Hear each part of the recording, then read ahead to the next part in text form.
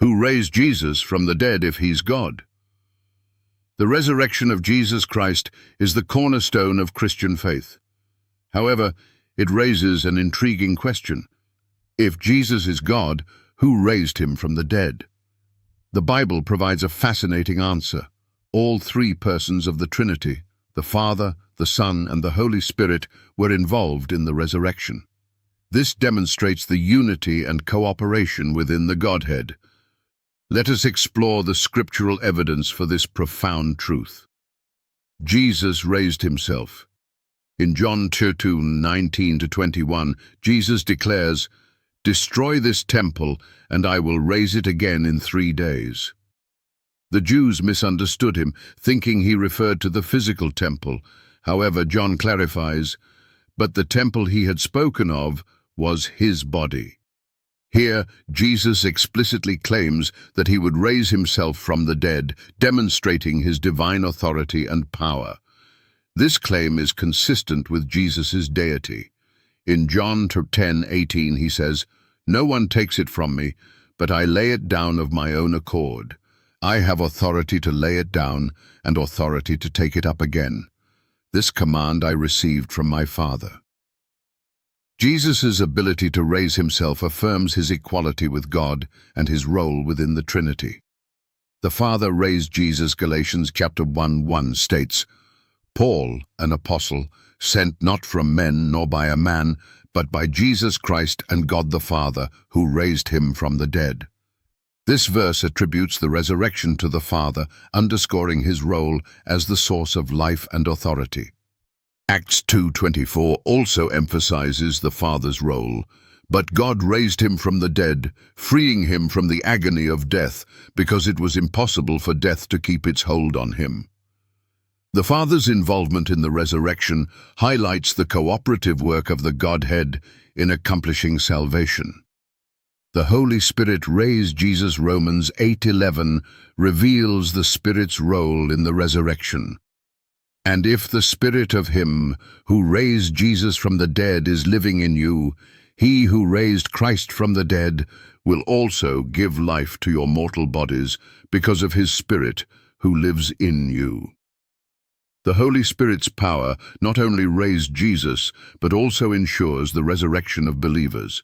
This passage aligns with the Spirit's role as the giver of life, as seen in Genesis chapter 2.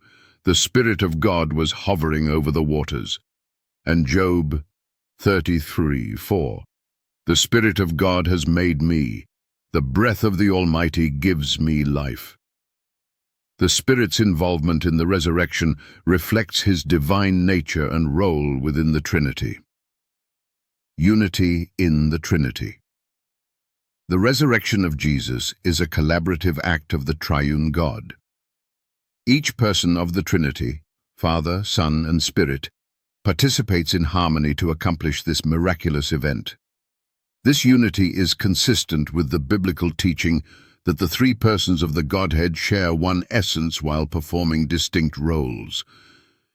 In John 14:10, Jesus explains, "Don't you believe that I am in the Father, and that the Father is in me? The words I say to you I do not speak on my own authority. Rather, it is the Father living in me who is doing his work." This mutual indwelling of the Father and Son extends to the Spirit, as seen in passages like John 14:16-17, which describes the Spirit's role in continuing Jesus' work. Responding to common objections. If Jesus raised himself, why did he need the Father and the Spirit?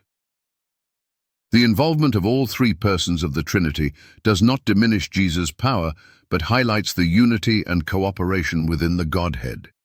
Each person contributes to the resurrection in a manner consistent with their roles.